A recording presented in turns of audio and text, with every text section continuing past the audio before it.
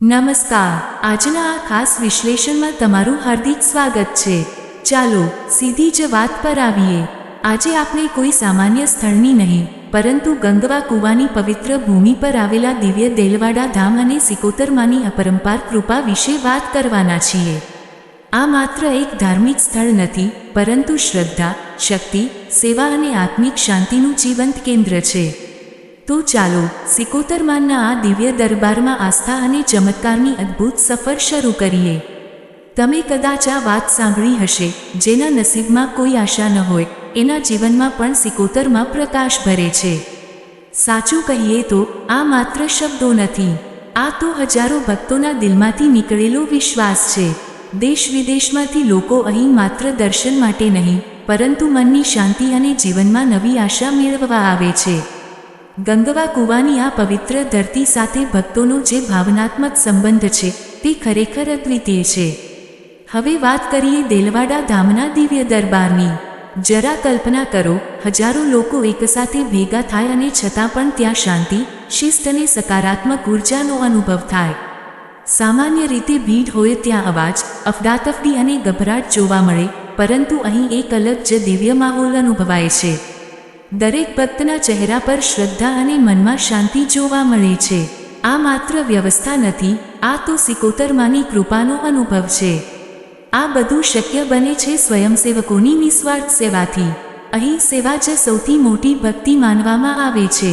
પ્રસાદ, અન્નક્ષેત્ર, પાણીની વ્યવસ્થા અને ભક્તોની સહાય માટે હજારો સેવાભાવી લોકો સતત કાર્યરત રહે છે। કોઈ સ્વાર્થ વગર લોકોની સેવા કરવી, એ જ અહીંની સાચી ઓળખ છે। આવા સેવાભાવી લોકો પ્રત્યે આપમેળે મનમાં આદર જન્મે છે। હવે વાત કરીએ ભક્તોના જીવનમાં આવેલા ચમત્કારિક પરિવર્તનની। ઘણા એવા પરિવારો હોય છે, જેઓ વર્ષો સુધી દુઃખ, નિરાશા અને મુશ્કેલીઓમાં જીવન વિતાવતા હોય છે। જ્યારે દરેક રસ્તો બંધ થઈ જાય, ત્યારે તેઓ અંતિમ આશા લઈને સિકોતરમાંના ચરણોમાં આવે છે। અને ભક્તો માને છે કે જ્યાં દુનિયાની આશા તૂટી જાય છે, ત્યાંથી માની કૃપા શરૂ થાય છે। અહીં લોકો માત્ર ચમત્કાર નહીં, પરંતુ મનોબળ, આત્મવિશ્વાસ અને નવી જિંદગીનો અનુભવ લઈને પાછા ફરે છે। ઘણા લોકો પોતાના દુઃખ, રોગ અને માનસિક પીડાથી મુક્તિ મેળવવા અહીં આવે છે। સાચી શ્રદ્ધા અને સકારાત્મક વિચારશક્તિ માણસને અંદરથી મજબૂત બનાવે છે। અહીં મળતી શાંતિ અને ભક્તિનો અનુભવ અનેક લોકોના જીવનમાં નવી ઉર્જા ભરી દે છે। આ અનુભવો કદાચ શબ્દોમાં સમજાવી શકાય એવા નથી, પરંતુ જેને અનુભવ્યા હોય, તેમના માટે તે જીવનનો અમૂલ્ય ભાગ બની જાય છે। હવે સૌથી મહત્વની વાત, ગંગવા કૂવાની સિકોતર શબ્દ સાંભળીને ઘણા લોકો ગેરસમજ કરી બેસે છે, પરંતુ તેનો અર્થ ભય નહીં, રક્ષણ છે। સિકોતરમાં એ નિર્દોષોનું રક્ષણ કરનાર, સત્યનો સાથ આપનાર અને નકારાત્મકતાનો નાશ કરનાર દિવ્ય શક્તિનું પ્રતીક છે। જ્યાં કોઈ લાચાર હોય, નિરાશ હોય અથવા એકલો પડી ગયો હોય, ત્યાં માનનો આશીર્વાદ તેને હિંમત આપે છે। આ શક્તિ ડરાવતી નથી, પરંતુ ભક્તોને સુરક્ષાનો અનુભવ કરાવે છે। દેલવાડા ધામ માત્ર ભક્તિનું જ કેન્દ્ર નથી, પરંતુ સમાજને સારો માર્ગ બતાવતું સ્થાન પણ છે। અહીં લોકોમાં વ્યસન મુક્તિ, સદાચાર, શિસ્ત અને સકારાત્મક જીવન જીવવાનો સંદેશ આપવામાં આવે છે। હજારો લોકો અહીં આવીને ખરાબ આદતો છોડવાની પ્રતિજ્ઞા લે છે।